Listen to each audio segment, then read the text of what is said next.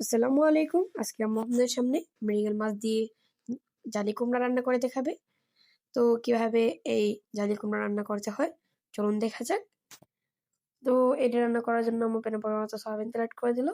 তারপর এখানের মধ্যে মৃগেল মাছগুলোকে হলুদ লবণ দিয়ে মেখে রেখেছিল, যেগুলোকে দিয়ে এভাবে মুচমুচে করে ভেজে নিতে হবে। তো এখন এটাকে একটা সাইডে রেখে একটি প্যানে পরিমাণ মতো সয়াবিন তেল এড করে দিল। তারপর এখানে এড করে দিল পেঁয়াজ কুচি। তো এখন এখানে পেঁয়াজ কুচি যখন ব্রাউন কালার হয়ে আসবে, হ্যাঁ লবণ, তারপর মরিচের গুঁড়া, হলুদের গুঁড়া, তো তারপর এখানের মধ্যে অ্যাড করে দিল ধনিয়ার গুঁড়া, তারপর পরিমাণ মতো পানি। তারপর মশলাটিকে ভালোভাবে কষিয়ে নিতে হবে। মশলাটি কষানো হয়ে গেলে এখানের মধ্যে অ্যাড করে দিল আম্মু জালি কুমড়া।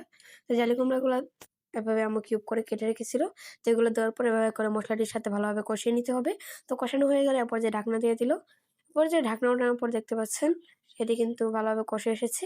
তো এরপর যে আগে থেকে ভেজে রাখা মাছগুলাকে অ্যাড করে দিল। মাছগুলো এড করার পর এখানে পরিমাণ মতো ঝোল এড করে দিল। তো ঝোল এড করার পরে এরপর যে এটিকে ঢাকনা দিয়ে রেখে দিল। এরপর যে দেখতে পাচ্ছেন বলক চলে এসেছে এবং আমাদের এটি কিন্তু রান্না হয়ে এসেছে।